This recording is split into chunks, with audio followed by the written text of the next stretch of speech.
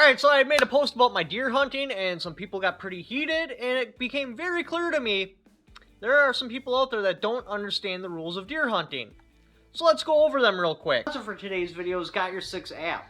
For only $2.99, you get access to all the up-to-date gun laws that are coming through so you can help fight them. You can form groups, and it's even got this really cool panic button you can press that'll turn the GPS on your phone so other people in the groups can find you in an emergency.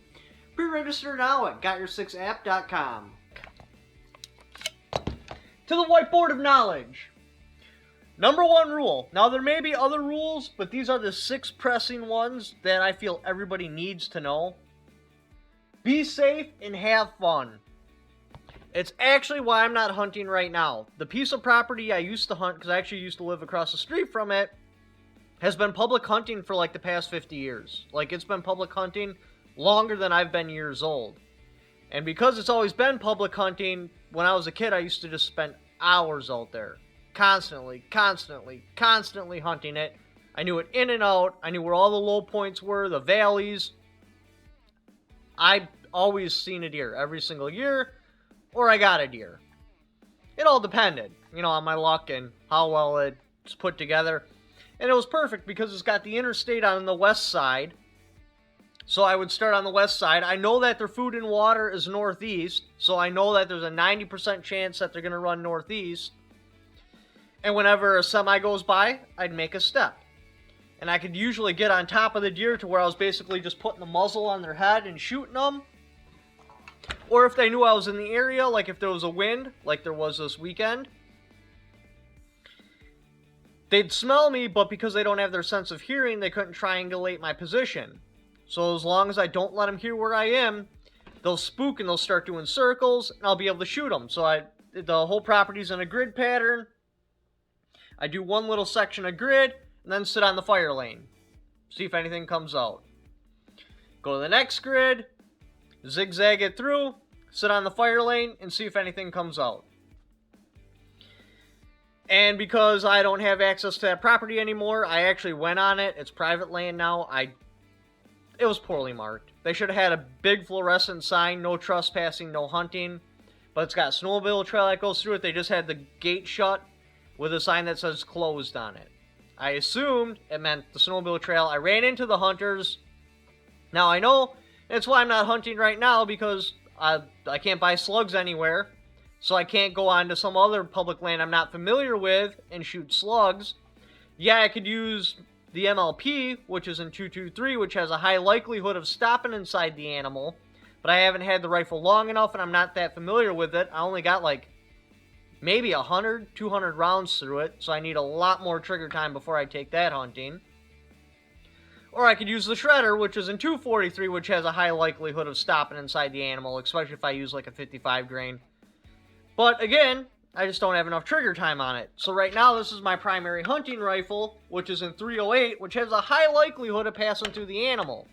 So if I'm not familiar with the territory, I would hesitate, because I'd have to look around and be like, okay, there's the animal. Is there a good backstop? Should I take that shot? So for this year, hunting's done. Coming this summer, I'll wind up scouting out some property and then hunting that this coming year. Or if somebody invites me to private land and they tell me where I can shoot and everything, so I know before I even step onto the land. Number 2, always embellish by 1/3 or more. The rule of thumb is, if somebody cares enough to try to make you care about their hunting, they're full of shit. Always embellish. Like, for example, in my post, I said I seen 3 deer.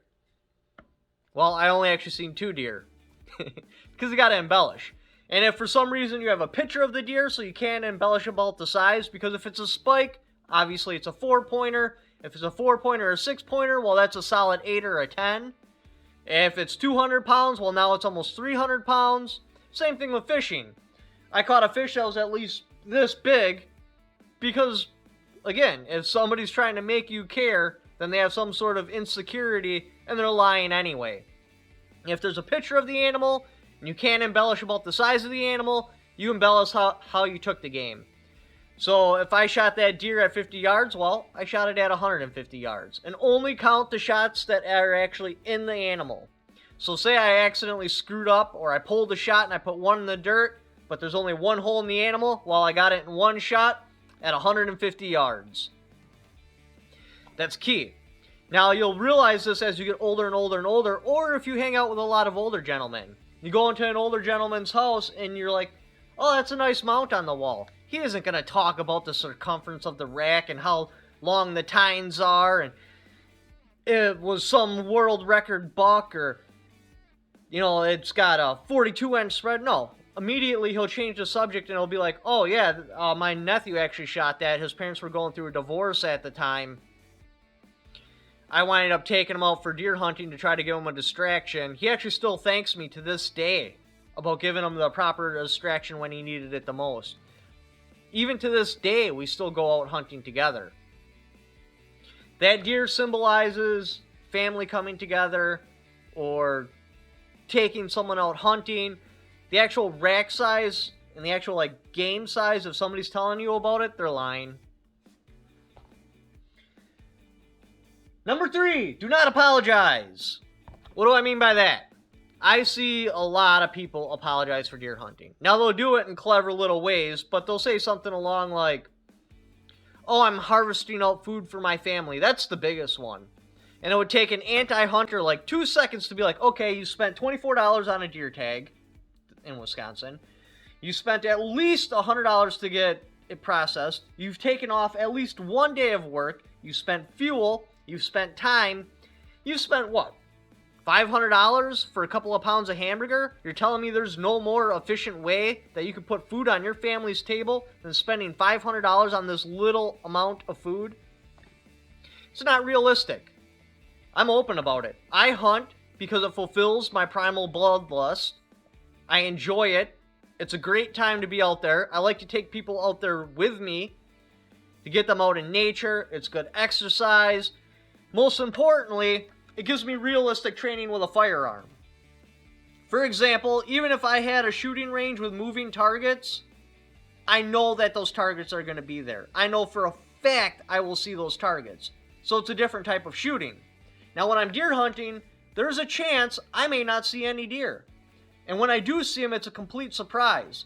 So what it helps me do is practice aiming and shooting my rifle without pre-planning it, to make snap decisions. Because you got to be able to think quick, get the animal into your target quickly in order to hunt. Now, obviously, if you're in a deer stand on a wide open field, that doesn't matter anymore, but still, you're learning how to shoot at moving targets at long range.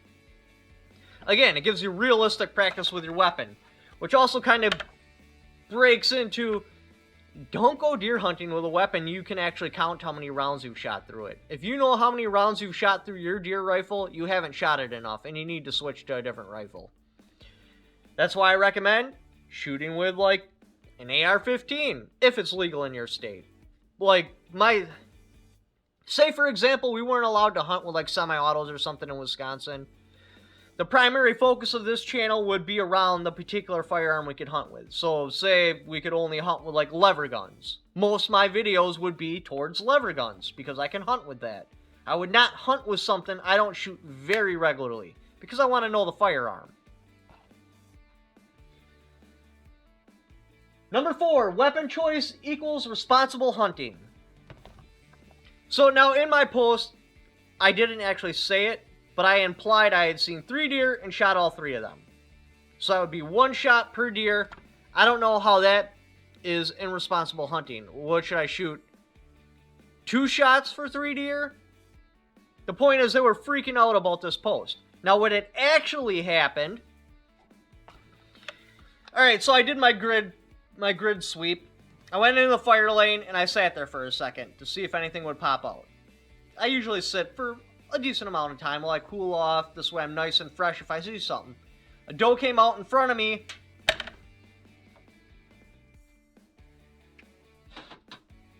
Alright, so the terrain kind of looked like this. And then there's a little valley right here. And when the animal comes down, because of where the food is, it'll immediately hook and go this way. Or if it's not going towards the food, it will go this way. I was standing right here. The deer was right here. And it was moving in this direction down the hill. Well, you definitely don't want to get a shot low on the animal, because if you hit it in the leg or, just in the low guts, it's going to run for a long time and you will spend miles tracking that bad boy. So I knew no matter what, I'd rather have my shot high or miss completely. And there's a couple of different ways deer run. They'll either drop their head low and go nice and level at a high rate of speed, or they kind of do like this bounce with their head up high. This particular one was doing the bounce. I'm using an ACOG, which actually worked really nice for close quarters combat, or close quarters hunting. It gave me enough magnification to where I had no problems identifying my target. I knew right away it was a doe, that or a nub buck, but it was a little bit big for a nub buck. It was probably a doe. But it wasn't so zoomed in that I couldn't track my target. Now there's a couple of different ways to aim at the animal. There's called tracking, which is where you follow the animal's movement, and when you feel your shot's good, you snap your shot. Then there's called trapping, where you put your sight where the animal's going to be, and you let it jump into your shot. I prefer trapping. Now when I'm doing like shotgun work, then I usually do tracking. But for rifle, at least this particular rifle, I prefer trapping. So we'll pretend this is the via the ACOG, and we'll pretend this is the deer. So it's going downhill, so it's like this. I'm like, alright, I want to hit high, so at least I hit it in the upper back and get it in the spine, and then I'll just finish it off with my knife. Or if I go really high, I'll hit it in the neck, or the extreme, I hit it in the head. The only way I can have that kind of reaction time to be able to pull a shot like that is to let myself go into autopilot mode. So I'm like, alright, as it comes up my reticle, once it gets to the 300 mark, I'll start pulling the trigger, and then I'll break the shot as the reticle's where it needs to be. Because it was going down the hill, I didn't quite get the correction right. So as it was coming up, it hit the 300 yard mark, and instead of it going up onto the 100 when I shot, that was actually the apex of its jump, and it came back down. So at best case scenario, I gave it a haircut. I was over top of it by at least 6 inches, maybe a foot. Now I could have taken a second shot and followed up and done my correction and then got it in the head or the neck. But for some reason, this glass completely fogged out as soon as I pulled the trigger. I don't know if it's because it's above the action and then the heat from it fogged out the front of it, or maybe I held my breath for a second as I shot and then I exhaled and my breath came up and fogged it. But I only got one opportunity to shoot. I knew I missed as soon as I pulled the trigger. Not that big of a deal. Then I was sitting in the fire lane a little bit longer, and as I turned around, a buck came across behind me, but I never got a clean line of sight, because I always got to have a clean line of sight. Nice, clear reticle aiming on it. This was my fault. I shouldn't have dropped the shot. But the point is, weapon choice equals responsible hunting. I shot one time at this deer. Once. And I knew I missed right away. If it went down in the valley and hooked off, or my scope wouldn't have fogged out, I could have got a second shot and I would have most definitely got it, because I would have realized my air, okay, the deer's moving downhill, I need to aim a bit lower, and then shot. One shot. That's all I took. That's it. One. That deer went off to the people who now own the property. Because I ran into them because they told me I was on private property. They fired somewhere between 10 and 15 times. They were all using Remington 770s, or at least that's what I'm pretty sure it is by the shape of the stock, with those 5-round magazines. So that means there was at least 3 people shooting at the deer, or 2 people, they emptied their magazines and then started single feeding, but it was like boom, boom, boom, boom, boom, boom, boom, and then somebody started shooting basically as fast as I could cycle a bolt, because then it was like boom, boom, boom, boom, boom, boom, boom, boom. When they kicked me off the property, I met up with them at their vehicle, to basically say, hey, it was an honest mistake. I apologize. This won't happen again. They had one deer between the two of them. Now, there might have been a third person out there somewhere. One deer. And they fired between 10 and 15 shots with bolt-action rifles. How is that safer than my single shot with my SCAR? Again, weapon choice does not equal responsible hunting. The hunter equals responsible hunting. The fact is, they clearly only shoot their firearms once to confirm 0 before deer hunting and as they're firing at a deer. They do not have near enough trigger time as they should to confidently put shots on target. Whew! Number 5, the purpose of bow hunting. Now I'm bringing this up because a lot of people use bow hunting in a way to apologize for hunting. They'll say it's more sporting or it's harder to hunt. Anybody that says that or hears that and believes it has never really been bow hunting. You're using artificial camouflage. You're using scent killer. You're using all the latest and greatest modern technology. You're hunting during the time when the deer are in the rut, which means they're not paying attention to their surroundings. You have 3 months to make a kill. It takes some bow hunters 3 months to do what I do in the first couple of hours of opening deer season. How is that more sporting than me, because of my work schedule, my family and everything, only allowing myself sometimes twice a year, rarely ever 3 times a year, but either which way, I start work at 3 a.m. and then I gotta go back to work at 4 p.m. I can only be out there till about 10 or 11. How is that more sporting? No, the real purpose of bow hunting, because believe me, the only way bow hunting could be any less sporting is if you raised a deer in your frickin' garage, brought it with you on a leash, tied it up to the tree, climbed up the tree, shot the deer, climbed back down and took it away. Bow hunting does not equal sporting. The purpose of bow hunting is buck season. What you can do with a bow that you cannot do with a firearm, it makes it far easier to get a buck. Because you're during the rut, so the buck are actually moving. Because when you're going after a specific animal, or I shouldn't say animal, a specific sex of animal, you're automatically reducing 50% of the pool. Now, if you're actually going after a decent-sized buck, it's going to be smarter because it's been alive for a few years.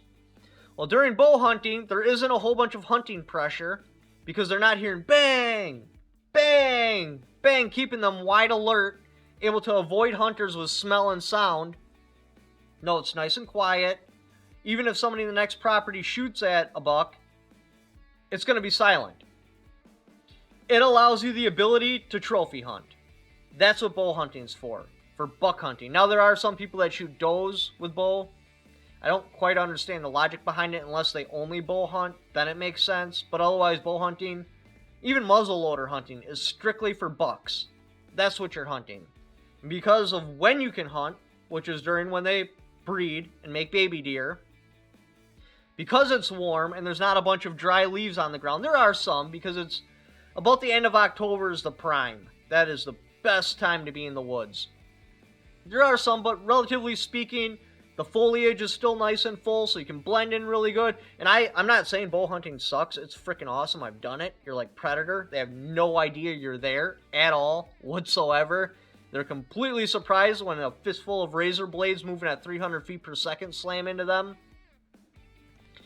The point is, though, bow hunting is for bucks. It is not more sporting. Not even a little. To truly make deer hunting sporting, we would have to only be armed with like a spear, and we basically have to outrun the deer. Because deer can only run for a short period of time, because they cannot... they have troubles getting rid of their body heat. So if you can keep them running for a decent period of time, they'll just fall over dead. And that's what they used to do way back when. And that's actually how dogs get deer. Because dogs can pant off their heat, keep their body temperature down, and keep going. A deer cannot. So they just keep running and nipping at them until the deer eventually just drops dead.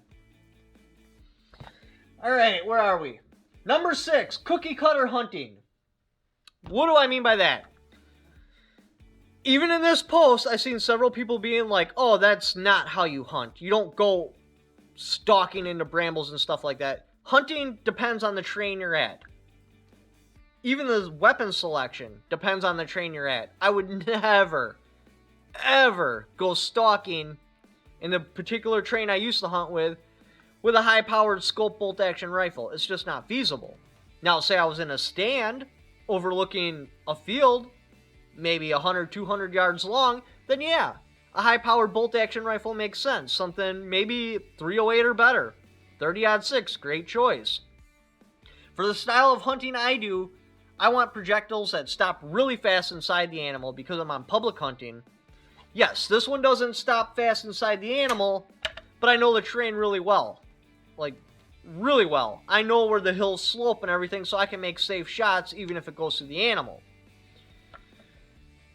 And this, I particularly like it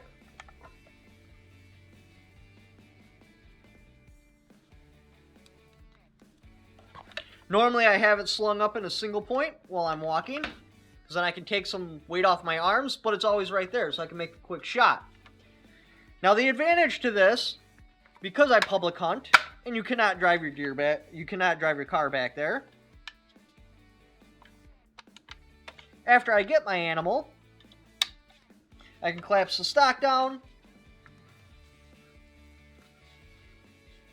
and sling it up on my back so I have both my hands free so I can drag the deer. That's the reason I hunt with this particular style of rifle. Now as I find a new area, depending on how the area is set up, I may hunt with a totally different rifle. If I find myself on the corner of a field, I'll probably be hunting with a bolt-action rifle. You select your gear according to the terrain you're going to be hunting at. There's no cookie-cutter way of hunting. To just use one rifle for all terrain is not only irresponsible, it's just stupid. You should have a specific platform for each style of terrain, select your platform properly, select the style of hunting you do properly. In that particular terrain that I was at, putting up a stand would make absolutely no sense. Because of how the trees are and everything's organized, in any one given time, unless you're sitting on a fire lane, you only got a max field of view of probably like 20 yards.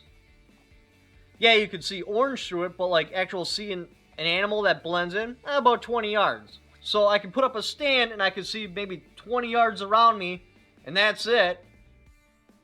When there's a mile square of property, it makes more sense for me to be on the ground and stalking and work that piece of property in a grid fashion.